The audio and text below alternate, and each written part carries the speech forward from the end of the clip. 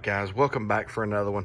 Want to talk a little bit about clipping slash distortion. They are not actually the same thing.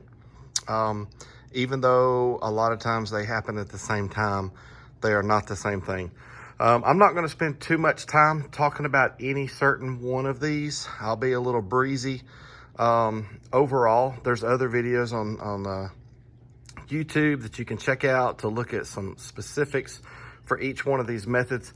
But I do have 5 ways to detect clipping out of this amp all at once. They're all hooked up right now. So we have a clip light on the amp. We have the little speaker method. I'll talk about that in a second.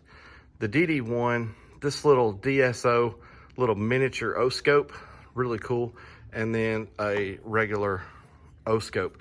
So 3 or 4 years back, I made this. This actually can be used to detect clipping. Let me say, this method with these speakers works best for 40 hertz. I have played around with them at 1K, and technically they work. It's really a lot better for setting up a sub amp where you're playing a 40 hertz test tone. Also, these two, the little DSO and the speakers, you want to be careful how much voltage you put to those coming out of your amplifier. These other two here are a lot safer. That you can set the gain on a really big amp with both of those. Okay, but this was the first thing that I had to detect clipping. I know this seems a little weird. This is just like a little 1-inch tweeter. Basically, real quick, what happens with the speaker method here is they're set up not to play 40 hertz. This little tweeter won't play 40 hertz. And this would try, but I have this on here. Again, watch a video. Bear Vids has a really good video. I think that's where I got the idea from. But check out Bear Vids. His video, his channel is awesome. But anyhow, this is preventing this from playing 40 hertz. But what happens at 40 hertz, it detects, so clipping creates distortion. And that distortion that it creates is a higher frequency that is played by these. So it's a really cool way, I don't know, but you can hear it. You can audibly hear a sound. You'll hear this in just a second when the clipping happens. Actually, they start making sound before the clipping. I think they're picking up the distortion. That's the very small amount of distortion. But anyhow, started out with this that we played with. Of course, we had our first couple of amps after getting back into this. Had a clip light on them, so it wasn't like my only means. One of my sons had an amp that had a clip light. The other son had an amp that did not have a clip light, and we used this on the other sons. It actually works really well. And then, I don't know, I've had all of these, except for this. I've had all of these for 2 or 3 years. I'd say 1 to 3. But then at some point, I made this one. It works better. It sounds a little better. I got the DD1 and the DSO. Just wanted to play with an O-scope and see the clip signal. That's still fascinating to me to see the clip signal. Anyhow, I have all 5 of these. Actually, not this one. This would be 6, I guess. But all 5 of these are hooked up at the same time. And you will be able to see and hear clipping at the same time on all of these.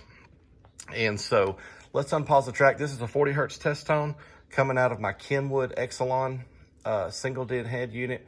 And the tone is being played off of the SMD DD1 disc. So, all right, you can see those waveforms.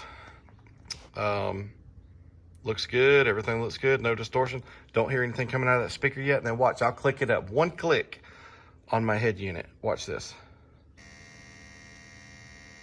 You hear that? All of those are happening at the same time. So you hear that distortion. The light's on, clipped, clipped, clipping. Check that out. Let me get a little closer for y'all. So there's the clip light. You hear the sound coming out of that. see that clip signal? And that clip signal, let me do it a couple times so you can see these a little better. Look at there, nice round wave, no light, no sound.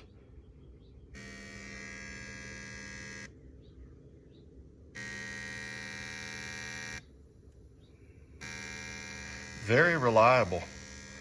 I'm gonna say this, all of these methods actually work well. Some of them better than others for certain applications, but I'm gonna say this, the DD1 is still the best. Steve Mead has plenty of videos out that show just how accurate and how awesome that is. This is actually detecting 1% distortion. These are showing the clipped signal. This is giving you a light for a clip signal that says clipping, not distortion, like the DD1 does, and then you can hear the sound coming out of there. But you can see how repeatable that is. The one click, so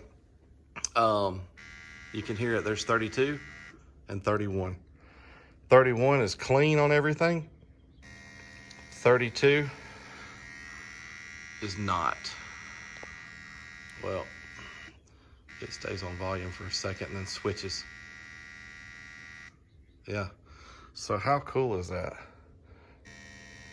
Anyhow, this one is actually the best one to get because it detects 1% THD. It's actually more accurate. You can have distortion in a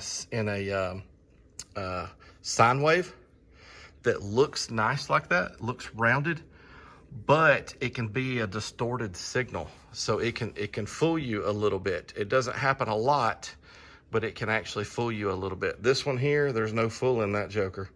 That guy is still the best one. But let me say, you could make one of these for 25 bucks. That's 200. This is like 40, 45. This is 400.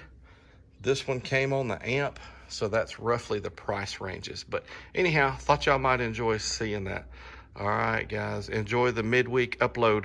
We're gonna do some other stuff too, by the way. Got a couple more LOCs coming. Gonna have a little fun with the O-scope, showing the input and output of an LOC, like Steve Mead did in his video. I've got an amp that's been sitting over here for a week or two that you guys haven't seen yet. So we're gonna have some more fun and play around. So make sure you subscribe. You don't wanna miss any of that. And as always, thanks for watching.